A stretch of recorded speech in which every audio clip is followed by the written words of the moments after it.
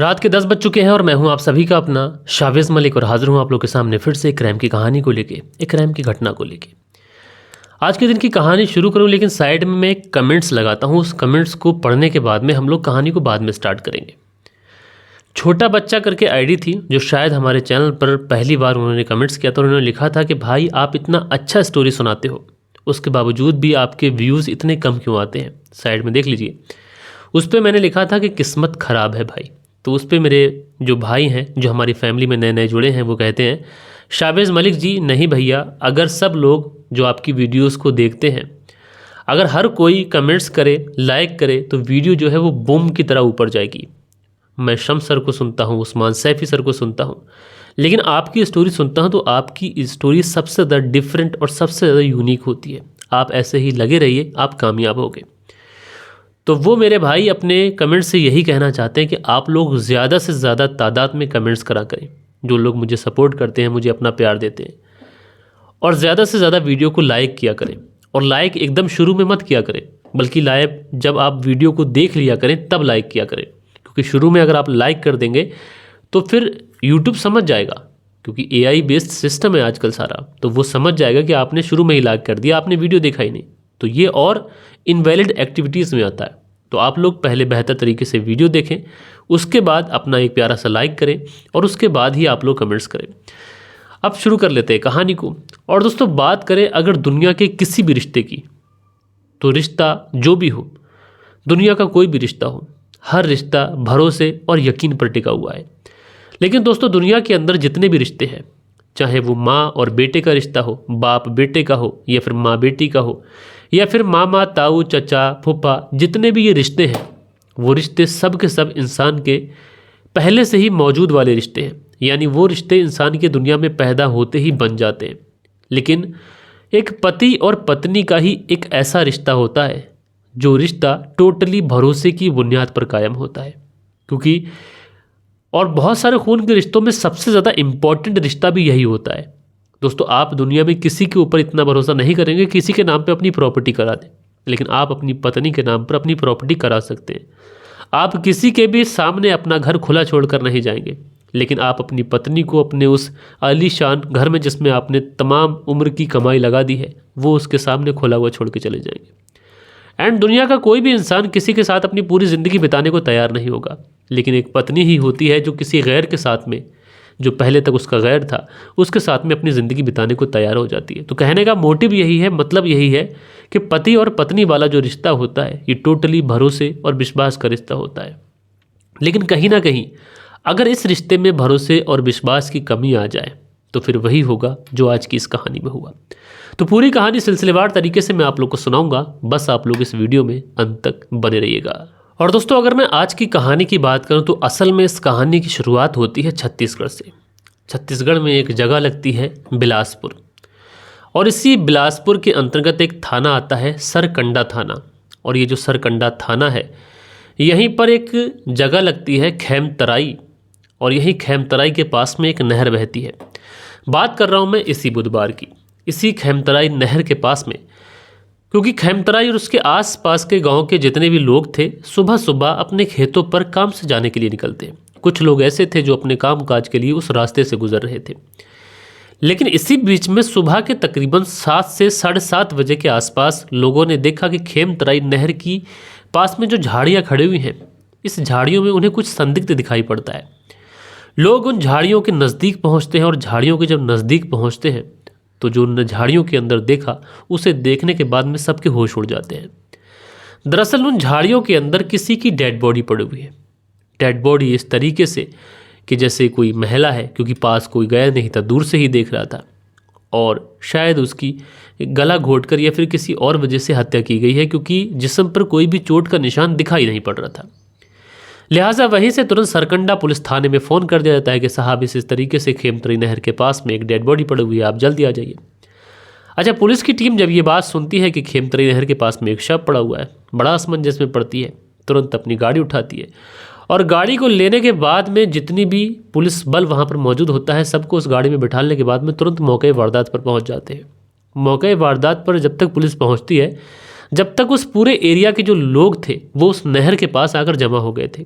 लोगों की एक भीड़, एक हुजूम वहाँ पर खड़ा हो चुका था। लिहाजा पुलिस आगे बढ़ती है। आगे बढ़ने के बाद में उस भीड़ को साइड करती है और साइड करने के बाद में जो क्राइम स्किन था, क्राइम वाली जगह पर पहुंचती है और उस पूरी ही जगह को बहुत बारीकी से चेक करने के बाद में उसको सील कर देती है। उसके बाद में डेड बॉडी को अपनी कस्टडी में लेती है, लाश की शनाख्त करने की कोशिश करती है। अब लाश की जब शनाख्त करने की कोशिश करती है तो उस डेड बॉडी के पास में ना तो कोई ऐसा आईडी प्रूफ था, न कोई ऐसा कागज़, न कोई पत्र जिससे पहचान हो सके। लिहाजा पुलिस जितने भी लोग वहाँ पर थे उन सारे ही लोगों को बुलाती है और उस डेड बॉडी को बारी बारी से दिखाती है और कहती है कि आप में से कोई इस महिला को जानता है। लेकिन वहाँ पर जितने भी लोग होते हैं वो ये कहते हुए इनकार कर देते हैं कि साहब हमने इस महिला को पहले कभी देखा ही नहीं, लिहाजा ये जो महिला है ये हमारे यहाँ की नहीं है। अब पुलिस वाले बड़ा परेशान होते हैं कि एक डेड बॉडी है जो इस तरीके से नहर किनारे झाड़ियों में पड़ी हुई है। जो आस पड़ोस के गाँव वाले लोग हैं वो कह रहे हैं कि साहब हम तो जानते ही नहीं। लिहाजा पुलिस वाले उस डेड बॉडी को अपनी कस्टडी में लेने के बाद में तुरंत उसे पोस्टमार्टम के लिए भेजते हैं। और इधर पुलिस जो थी वो इस डेड बॉडी के जो फोटोग्राफ्स उसने क्लिक किए थे उन फोटोग्राफ्स को वो सोशल मीडिया और प्रिंट मीडिया के माध्यम से वायरल कर देती है। अब इधर सोशल मीडिया, चाहे व्हाट्सएप ग्रुप हो, फेसबुक हो, ट्विटर हो, हर जगह, जब इंस्टाग्राम, हर जगह उन फोटोग्राफ्स को वायरल किया जाता है। और इधर इस महिला के हाथ पर एक नाम भी गुंदा हुआ था जिस पर RK लिखा हुआ था। अब इस तरीके से सारी चीज़ें पुलिस देख रही है। उधर तमाम जो थाने होते हैं उन तमाम थानों पर सूचना भिजवाई जाती है कि किसी महिला की कोई भी गुमशुदगी की रिपोर्ट अगर लिखाई गई हो तो प्लीज़ बताएं। लेकिन ना कहीं से किसी भी गुमशुदगी की कोई रिपोर्ट की खबर मिलती है। लिहाजा ना पुलिस को ये पता चलता है सोशल मीडिया के माध्यम से आखिरकार ये महिला कौन है, कोई भी उसकी शनाख्त करने वाला आया नहीं। अब पुलिस को तो ये लग रहा था कि वो सोशल मीडिया पर इस फोटोग्राफ्स को वायरल कर देंगे, अगर वहाँ से भी कोई सूचना नहीं मिलेगी तो किसी थाने में किसी महिला की गुमशुदगी की रिपोर्ट ज़रूर लिखाई गई होगी। लिहाजा कोई व्यक्ति आएगा, बॉडी को क्लेम करेगा, उसके बाद हम लोग पूछेंगे, लाश उन्हें देंगे, उसके बाद में मोटिव पता करेंगे। मोटिव जब पता चलेगा तो हम लोग क्रिमिनल तक पहुँच जाएंगे। लेकिन दोस्तों इस केस में सबसे बड़ी मुश्किल ये थी कि इस केस के अंदर जो मरने वाली महिला थी उसकी शनाख्त ही नहीं हो पा रही थी। लिहाजा पुलिस वाले ये देखने की कोशिश करते हैं कि इसके हाथ पर जो नाम गुंदा हुआ है उसके द्वारा पता लगाने की कोशिश करते हैं। अब जब हाथ के ये टैटू वाली जो तस्वीर है जब ये वायरल की जाती है तो आखिरकार इस महिला की शनाख्त हो जाती है और पता ये चलता है कि पास ही में एक जगह पड़ती है बंगाली पारा और इसी में एक जगह पड़ती है अरमसाही।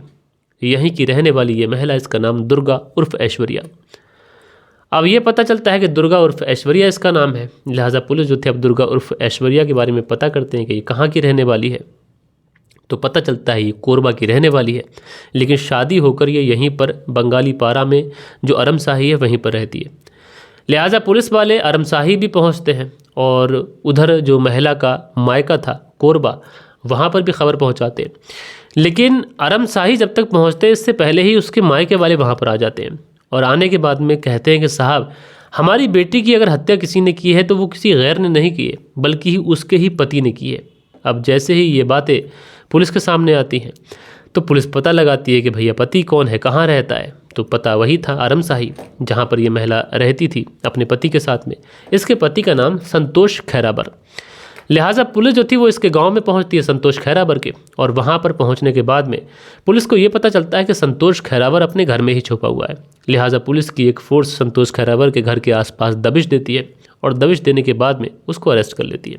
अरेस्ट करने के बाद में उसे पुलिस थाने लेके आ जाती है। अच्छा, पुलिस को आस पड़ोस के लोगों ने भी यही बताया था कि संतोष खैराबर और उसकी पत्नी दुर्गा उर्फ ऐश्वर्या के बीच में बनती नहीं थी। आए दिन इन दोनों के बीच में लड़ाई झगड़े होते थे और आए दिन झगड़ा तकरार होती थी। इसकी वजह से जो दुर्गा उर्फ ऐश्वर्या थी ये अपने मायके कोरबा में जाके रह रही थी।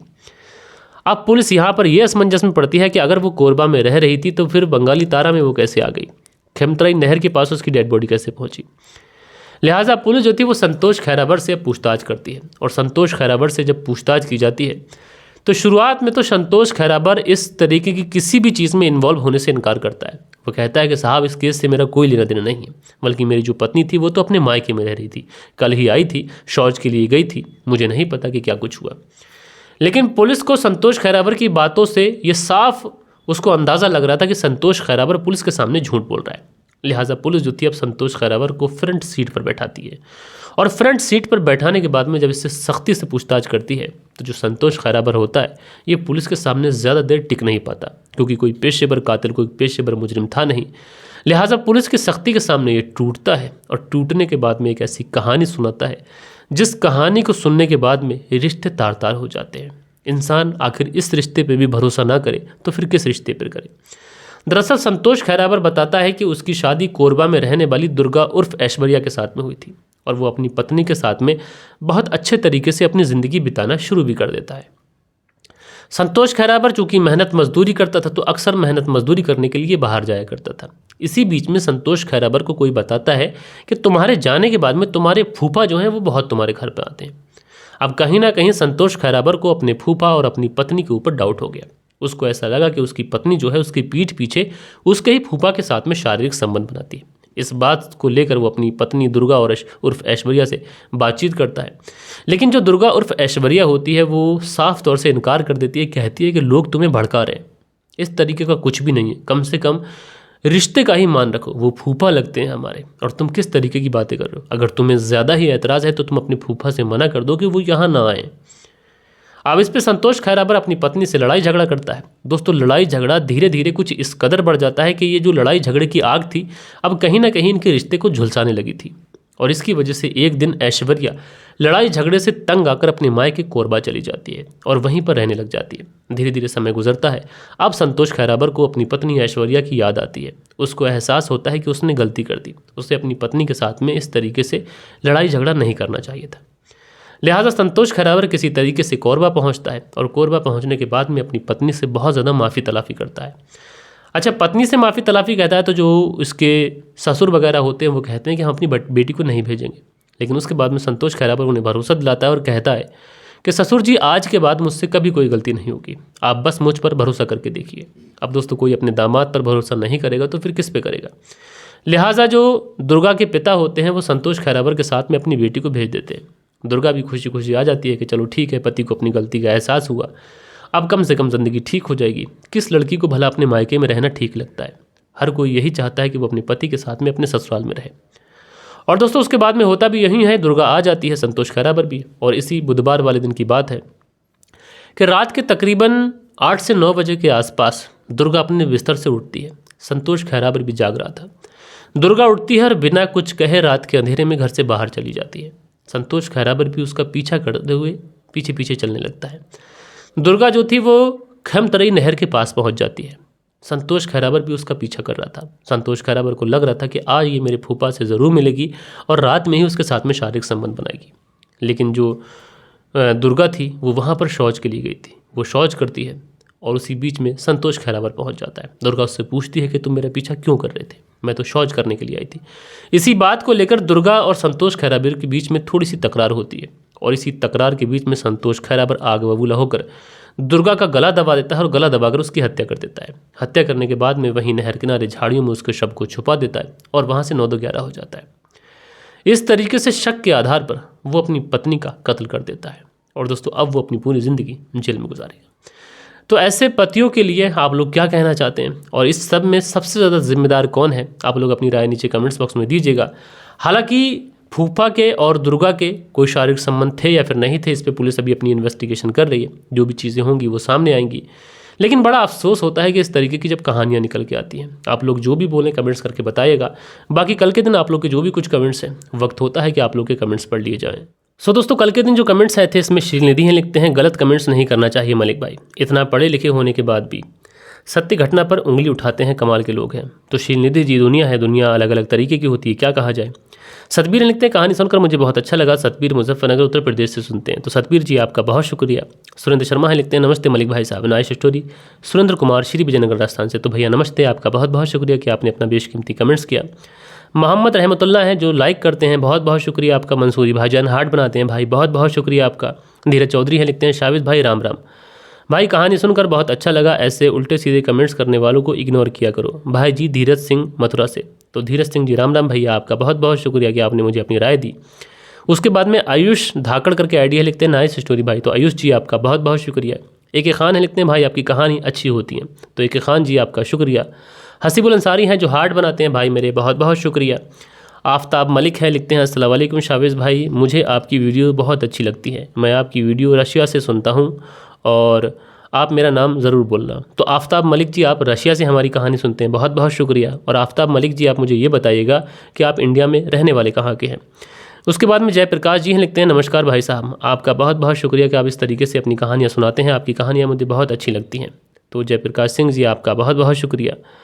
उसके बाद में राजराज हैं, लिखते हैं रमदान मुबारक भाई। तो भाई आपको भी बहुत बहुत मुबारक। अरुण ठाकुर हैं, लिखते हैं हाय सर नमस्कार भाई, मैं अरुण फ्रॉम पलवल हरियाणा। भाई आपने सही कहा, गुनाह करने वाले का धर्म नहीं होता, जिसे वो देखता है वो अपने ऊपर, वो इंसान किसी भी धर्म का हो सकता है, मेंटली उसको कमेंट्स से ही दिख रही है। कितना अच्छा है कि हर धर्म वाले ऐसे दरिंदों को खुलकर उनका बहिष्कार करें और अपनी सभ्यता जो है, संस्कृति जो है, उसको धर्म नाम से उसका रोशन करें। बहुत अच्छी बात कहे अरुण ठाकुर जी, मैं आपकी बात से सहमत करता हूँ। जावेद अंसारी है, लिखते हैं आपने बहुत सही कहा, हमारा समाज किस तरफ जा रहा है,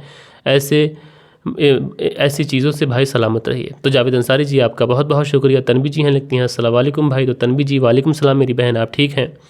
छोटा बच्चा, जैसा कि मैंने आप लोगों को बताया था कि सब उन्होंने बताया है कि हमारी वीडियो किस तरीके से वायरल होगी, और शुरुआत में मैंने इनका कमेंट्स जो है पिन करके लगाया था, तो आप एक बार उस कमेंट्स को पढ़िएगा, कितना ज़रूरी होता है कमेंट्स करना। हसीबुल अंसारी हैं, लिखते हैं अस्सलाम वालेकुम, मेरे छोटे भाई बहुत ही गंदी मानसिकता का भाई था।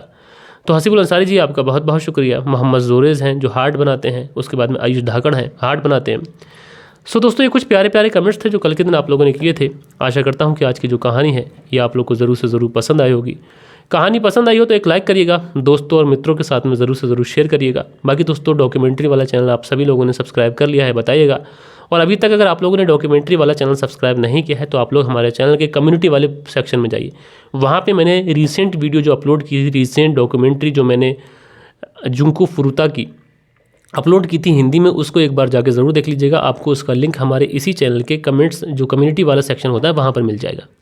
तो बाकी दोस्तों, टाइटल में भी मैं उस चैनल का नाम मेंशन कर दूंगा आज के दिन, तो आप लोग उस चैनल को जाकर ज़रूर से ज़रूर सब्सक्राइब कर लीजिएगा, उसको सपोर्ट करिएगा, क्योंकि वहाँ पर अलग ही लेवल का आप लोगों को क्राइम स्टोरी का जो इन्जॉयमेंट है वो देखने को मिलेगा। बाकी दोस्तों, मिलते हैं कल के दिन किसी और क्राइम स्टोरी के साथ में। जब तक के लिए अपना ख्याल रखिएगा, देश का ख्याल रखिएगा, परिवार के रिश्तों की अहमियत को समझिएगा। जय हिंद, जय भारत।